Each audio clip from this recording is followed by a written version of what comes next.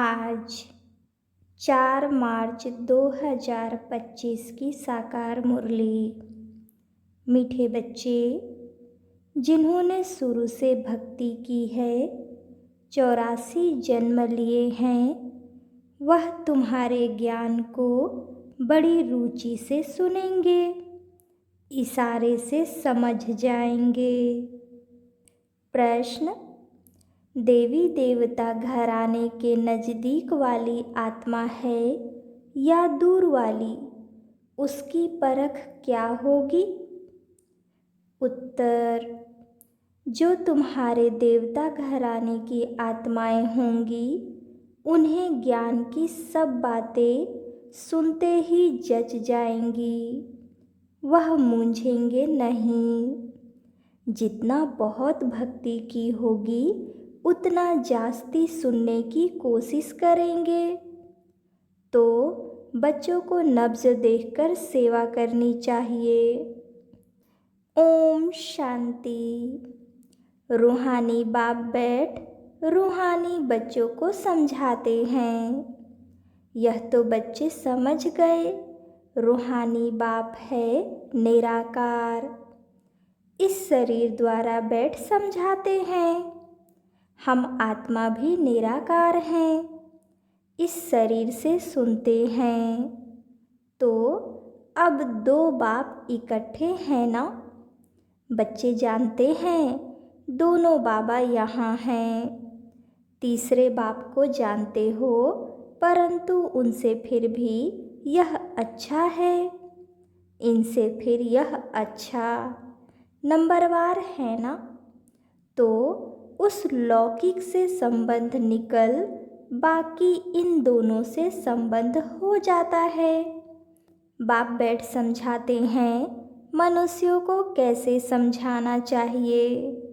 तुम्हारे पास मेला प्रदर्शनी में तो बहुत आते हैं, यह भी तुम जानते हो, 84 जन्म कोई सब तो नहीं लेते होंगे। यह कैसे पता पड़े यह 84 जन्म लेने वाला है या 10 जन्म लेने वाला है वा 20 जन्म लेने वाला है? अब तुम बच्चे यह तो समझते हो कि जिसने बहुत भक्ति की होगी शुरू से लेकर, तो उनको फल भी इतना ही जल्दी और अच्छा मिलेगा। थोड़ी भक्ति की होगी और देरी से की होगी, तो फल भी इतना थोड़ा और देरी से मिलेगा। यह बाबा सर्विस करने वाले बच्चों के लिए समझाते हैं। बोलो, तुम भारतवासी हो तो बताओ, देवी देवताओं को मानते हो? भारत में इन लक्ष्मी नारायण का राज्य था ना? जो 84 जन्म लेने वाला होगा, शुरू से भक्ति की होगी, वह झट समझ जाएगा। बरोबर आदि सनातन देवी देवता धर्म था, रुचि से सुनने लग पड़ेंगे। कोई तो ऐसे ही देखकर चले जाते हैं, कुछ पूछते भी नहीं, जैसे कि बुद्धि में बैठता नहीं। तो उनके लिए समझना चाहिए यह अभी तक यहाँ का नहीं है, आगे चल समझ भी लेवे। कोई का समझाने से झट कान हिलेगा। बरोबर इस हिसाब से तो 84 जन्म ठीक है। अगर कहते हैं हम कैसे समझें कि पूरे 84 जन्म लिए हैं? अच्छा, 84 नहीं तो 82 देवता धर्म में तो आए होंगे। देखो, इतना बुद्धि में जचता नहीं है तो समझो यह 84 जन्म लेने वाला नहीं है। दूर वाले कम सुनेंगे। जितना बहुत भक्ति की हुई होगी, वह जास्ती सुनने की कोशिश करेंगे, झट समझ जाएंगे। कम समझता है तो समझो यह देरी से आने वाला है, भक्ति भी देरी से की होगी। बहुत भक्ति करने वाला इशारे से समझ जाएगा। ड्रामा रिपीट तो होता है ना? सारा भक्ति पर मदार है।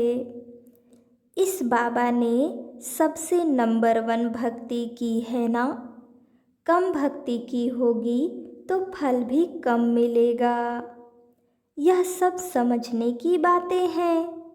मोटी बुद्धि वाले धारणा कर नहीं सकेंगे। यह मेले प्रदर्शनियाँ तो होती रहेंगी, सब भाषाओं में निकलेंगी। सारी दुनिया को समझाना है ना। तुम हो सच्चे सच्चे पैगंबर और मैसेंजर। वह धर्म स्थापक तो कुछ भी नहीं करते, न वह गुरु हैं। गुरु कहते हैं, परंतु वह कोई गुरु सद्गति दाता थोड़े ही है। वह जब आते हैं, उनकी संस्था ही नहीं तो सद्गति किसकी करेंगे। गुरु वह जो सद्गति दे, दुख की दुनिया से अशांति से ले जाए। क्राइस्ट आदि गुरु नहीं, वह सिर्फ धर्म स्थापक हैं। उन्हों का और कोई पोजीशन नहीं है। पोजीशन तो उन्हों का है जो पहले पहले सतो प्रधान से फिर सतो रजो तमो में आते हैं। वह तो सिर्फ अपना धर्म स्थापन कर पुनर्जन्म लेते रहेंगे। जब फिर सबकी तमो प्रधान अवस्था होती है तो बाप आकर सबको पवित्र बनाए ले जाते हैं। पावन बना तो फिर पति दुनिया में नहीं रह सकते। पवित्र आत्माएं चली जाएंगी मुक्ति में, फिर जीवन मुक्ति में आएंगी। कहते भी हैं वह लिबरेटर है, गाइड है, परंतु इसका भी अर्थ नहीं समझते। अर्थ समझ जाएं तो उनको जान जाएं। सतयुग में भक्ति मार्ग के अक्षर भी बंद हो जाते हैं। यह भी ड्रामा में नूद है जो सब अपना अपना पार्ट बजाते रहते हैं। सद्गति को एक भी पा न सके। अभी तुमको यह ज्ञान मिल रहा है। बाप भी कहते हैं, मैं कल्प कल्प कल्प के संगम युगे आता हूँ। इनको कहा जाता है कल्याणकारी संगम युग। और कोई युग कल्याणकारी नहीं है। सतयुग और त्रेता के संगम का कोई महत्व नहीं। सूर्यवंशी पास्ट हुए, फिर चंद्रवंशी राज्य चलता है। फिर चंद्रवंशी से वैश्यवंशी बनेंगे तो चंद्रवंशी पास्ट हो गए। उनके बाद क्या बनेंगे वह पता ही नहीं रहता है। चित्र आदि रहते हैं तो समझेंगे यह सूर्यवंशी हमारे बड़े थे, यह चंद्रवंशी थे। वह महाराजा, वह राजा, वह बड़े धनवान थे। वह फिर भी नापास तो हुए ना। यह बातें कोई शास्त्रों आदि में नहीं है। अब बाप बैठ समझाते हैं। सभी कहते हैं हमको लिबरेट करो, पतित से पावन बनाओ। सुख के लिए नहीं कहेंगे, क्योंकि सुख के लिए निंदा कर दी है शास्त्रों में। सब कहेंगे मन की शांति कैसे मिले। अभी तुम बच्चे समझते हो, तुमको सुख शांति दोनों मिलते हैं। जहाँ शांति है वहाँ सुख है, जहाँ अशांति है वहाँ दुख है। सतयुग में सुख शांति है, यहाँ दुख अशांति है। यह बाप बैठ समझाते हैं। तुमको माया रावण ने कितना तुच्छ बुद्धि बनाया है। यह भी ड्रामा बना हुआ है। बाप कहते हैं, मैं भी ड्रामा के बंधन में बांधा हुआ हूँ। मेरा पाठ ही अभी है जो बजा रहा हूँ। कहते भी हैं बाबा कल्प कल्प आप ही आकर भ्रष्टाचारी पतित से श्रेष्ठाचारी पावन बनाते हो, भ्रष्टाचारी बने हो रावण द्वारा। अब बाप आकर मनुष्य से देवता बनाते हैं। यह जो गायन है उनका अर्थ बाप ही आकर समझाते हैं। उस अकाल तख्त पर बैठने वाले भी इसका अर्थ नहीं समझते। बाबा ने तुमको समझाया है। आत्माएं अकाल मूर्त हैं। आत्मा का यह शरीर है रथ। इस पर अकाल अर्थात जिसको काल नहीं खाता वह आत्मा विराजमान है। सतयुग में तुमको काल नहीं खाएगा। अकाले मृत्यु कभी नहीं होगी।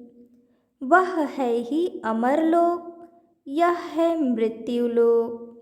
अमरलोक मृत्युलोक का भी अर्थ कोई नहीं समझते हैं। बाप कहते हैं मैं तुमको बहुत सिंपल समझाता हूँ। सिर्फ माँ में कम याद करो तो तुम पावन बन जाएंगे। साधु संत आदि भी गाते हैं पतित पावन। पतित पावन बाप को बुलाते हैं। कहाँ भी जाओ तो यह जरूर कहेंगे पतित पावन। सच तो कभी छिप नहीं सकता। तुम जानते हो अभी पतित पावन बाप आया हुआ है, हमें रास्ता बता रहे हैं।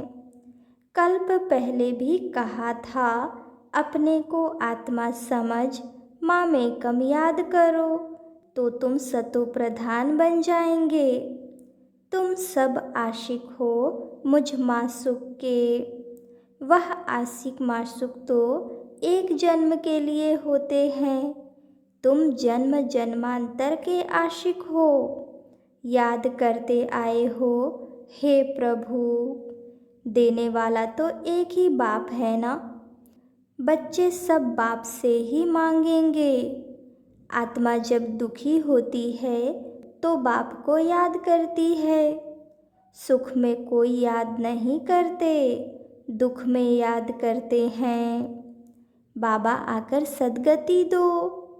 जैसे गुरु के पास जाते हैं हमको बच्चा दो। अच्छा, बच्चा मिल गया तो बहुत खुशी होगी। बच्चा नहीं हुआ तो कहेंगे ईश्वर की भावी। ड्रामा को तो वह समझते ही नहीं। अगर वह ड्रामा कहे तो फिर सारा मालूम होना चाहिए। तुम ड्रामा को जानते हो और कोई नहीं जानते, न कोई शास्त्रों में ही है। ड्रामा माना ड्रामा। उनके आदि मध्य अंत का पता होना चाहिए। बाप कहते हैं मैं हर 5000 वर्ष बाद आता हूँ। यह 4 युग बिल्कुल इक्वल है।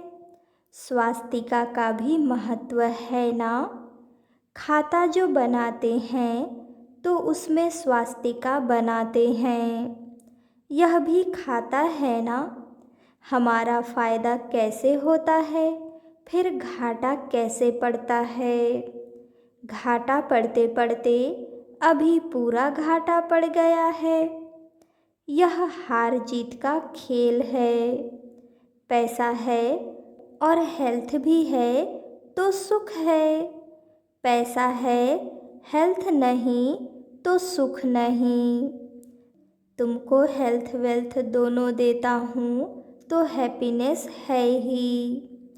जब कोई शरीर छोड़ता है तो मुख से तो कहते हैं फलाना स्वर्ग पधारा, लेकिन अंदर दुखी होते रहते हैं। इसमें तो और ही खुश होना चाहिए। फिर उनकी आत्मा को नरक में क्यों बुलाते हो? कुछ भी समझ नहीं है। अभी बाप आकर यह सब बातें समझाते हैं। बीज और झाड़ का राज समझाते हैं। ऐसे झाड़ और कोई बना न सके। यह कोई इसने नहीं बनाया है। इनका कोई गुरु नहीं था। अगर होता तो उसके और भी शिष्य होते ना। मनुष्य समझते हैं इनको कोई गुरु ने सिखाया है, या तो कहते हैं परमात्मा की शक्ति प्रवेश करती है। अरे परमात्मा की शक्ति कैसे प्रवेश करेगी? बेचारे कुछ भी नहीं जानते। बाप खुद बैठ बताते हैं, मैंने कहा था मैं साधारण बूढ़े तन में आता हूँ, आकर तुमको पढ़ाता हूँ। यह भी सुनते हैं, अटेंशन तो हमारे ऊपर है। यह भी स्टूडेंट हैं। यह अपने को और कुछ नहीं कहते। प्रजापिता सो भी स्टूडेंट है। भल इसने विनाश भी देखा, परंतु समझा कुछ भी नहीं। आहिस्ते आहिस्ते समझते गए, जैसे तुम समझते जाते हो। बाप तुमको समझाते हैं, बीच में यह भी समझते जाते हैं, पढ़ते रहते हैं। हर एक स्टूडेंट पुरुषार्थ करेंगे पढ़ने का। ब्रह्मा विष्णु शंकर तो हैं सूक्ष्म वतनवासी, उन्हों का क्या पाठ है यह भी कोई नहीं जानते। बाप हर एक बात आपे ही समझाते हैं, तुम प्रश्न कोई पूछ नहीं सकते। ऊपर में है शिव परमात्मा, फिर देवताएं, उनको मिला कैसे सकते? अभी तुम बच्चे जानते हो, बाप इसमें आकर प्रवेश करते हैं, इसलिए कहा जाता है बाप दादा। बाप अलग है, दादा अलग है। बाप अलग है, दादा अलग है। बाप शिव, दादा ब्रह्मा है। वर्षा शिव से मिलता है इन द्वारा। ब्राह्मण हो गए ब्रह्मा के बच्चे। बाप ने एडॉप्ट किया है ड्रामा के प्लान अनुसार। बाप कहते हैं नंबर 1 भक्त यह है। 84 जन्म भी इसने लिए हैं। सांवरा और गोरा भी इनको कहते हैं। श्री कृष्ण सतयुग में गोरा था, कलयुग में सांवरा है। पतित है ना, फिर पावन बनते हैं। तुम भी ऐसे बनते हो। यह है आयरन एजेड वर्ल्ड, वह है गोल्डन एजेड वर्ल्ड। सीढ़ी का किसको पता नहीं है।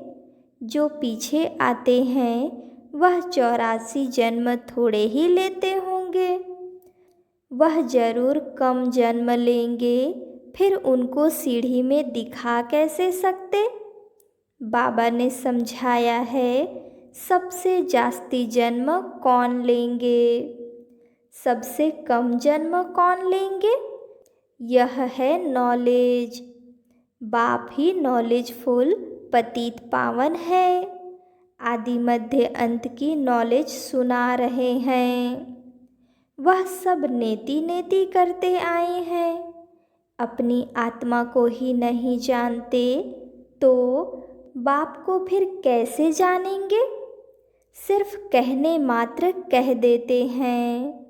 आत्मा क्या चीज़ है कुछ भी नहीं जानते।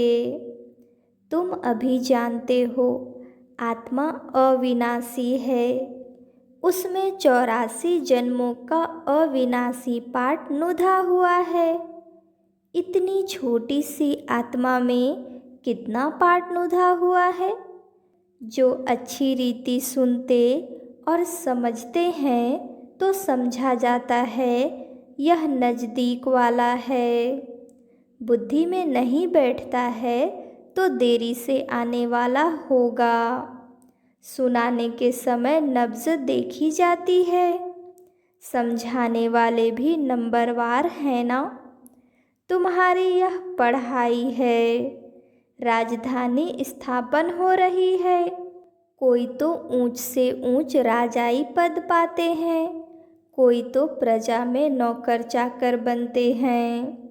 बाकी हाँ, इतना है कि सतयुग में कोई दुख नहीं होता। उनको कहा ही जाता है सुख धाम, बहिष्ठ। पास्ट हो गया है तब तो याद करते हैं ना। मनुष्य समझते हैं स्वर्ग कोई ऊपर छत में होगा। देलवाड़ा मंदिर में तुम्हारा पूरा यादगार खड़ा है। आदि देव, आदि देवी और बच्चे नीचे योग में बैठे हैं। ऊपर में राजाई खड़ी है। मनुष्य तो दर्शन करेंगे, पैसा रखेंगे, समझेंगे कुछ भी नहीं। तुम बच्चों को ज्ञान का तीसरा नेत्र मिला है। तुम सबसे पहले तो बाप की बायोग्राफी को जान गए, तो और क्या चाहिए। बाप को जानने से ही सब कुछ समझ में आ जाता है, तो खुशी होनी चाहिए। तुम जानते हो अभी हम सतयुग में जाकर सोने के महल बनाएंगे, राज्य करेंगे। जो सर्विसेबल बच्चे हैं उन्हों की बुद्धि में रहेगा यह स्पिरिचुअल नॉलेज। स्पिरिचुअल फादर देते हैं। स्पिरिचुअल फादर कहा जाता है आत्माओं के बाप को। वही सद्गति दाता है, सुख शांति का वर्षा देते हैं। तुम समझा सकते हो यह सीढ़ी है भारतवासियों की, जो 84 जन्म लेते हैं। तुम आते ही आधे में हो, तो तुम्हारे 84 जन्म कैसे होंगे। सबसे जास्ती जन्म हम लेते हैं। यह बड़ी समझने की बातें हैं। मुख्य बात ही है पतित से पावन बनने लिए बुद्धि योग लगाना है। पावन बनने की प्रतिज्ञा कर, फिर अगर पतित बनते हैं तो हड़गुड़ एकदम टूट पड़ती है, जैसे कि 5 मंजिल से गिरते हैं। बुद्धि ही मलेच्छ की हो जाएगी। दिल अंदर खाता रहेगा, मुख से कुछ निकलेगा नहीं। इसलिए बाप कहते हैं खबरदार रहो। अच्छा, मीठे मीठे सिकिलधे बच्चों प्रति माता पिता बाप दादा का याद प्यार और गुड मॉर्निंग। रूहानी बाप की रूहानी बच्चों को नमस्ते। धारणा के लिए मुख्य सार। पहली पॉइंट, इस ड्रामा को यथार्थ रीति समझ माया के बंधनों से मुक्त होना है। स्वयं को अकाल मूर्त आत्मा समझ बाप को याद कर पावन बनना है। दूसरी पॉइंट, सच्चा पैगंबर और मैसेंजर बन सबको शांति धाम सुख धाम का रास्ता बताना है। इस कल्याणकारी संगम युग पर सभी आत्माओं का कल्याण करना है। वरदान, बाप और सेवा की स्मृति से एक रस स्थिति का अनुभव करने वाले सर्व आकर्षण मुक्त भव।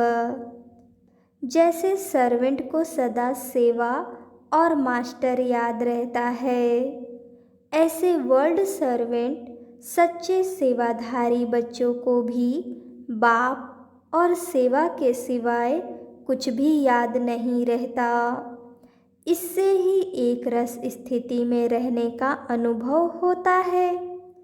उन्हें एक बाप के रस के सिवाय सब रस निरस लगते हैं। एक बाप के रस का अनुभव होने के कारण कहाँ भी आकर्षण नहीं जा सकती। यह एक रस स्थिति का तीव्र पुरुषार्थ ही सर्व आकर्षणों से मुक्त बना देता है। यही श्रेष्ठ मंजिल है। स्लोगन, नाजुक परिस्थितियों के पेपर में पास होना है तो अपनी नेचर को शक्तिशाली बनाओ। अव्यक्त इशारे, सत्यता और सभ्यता रूपी कल्चर को अपनाओ। जब भी कोई असत्य बात देखते हो, सुनते हो, तो असत्य वायुमंडल नहीं फैलाओ।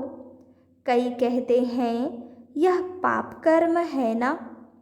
पाप कर्म देखा नहीं जाता, लेकिन वायुमंडल में असत्यता की बातें फैलाना यह भी तो पाप है। लौकिक परिवार में भी अगर कोई ऐसी बात देखी व सुनी जाती है तो उसे फैलाया नहीं जाता। कान में सुना और दिल में छिपाया। यदि कोई व्यर्थ बातों का फैलाव करता है तो यह छोटे छोटे पाप उड़ती कला के अनुभव को समाप्त कर देते हैं। इसलिए इस पाप कर्म की गहन गति को समझकर यथार्थ रूप में सत्यता की शक्ति धारण करो। अच्छा, ओम शांति।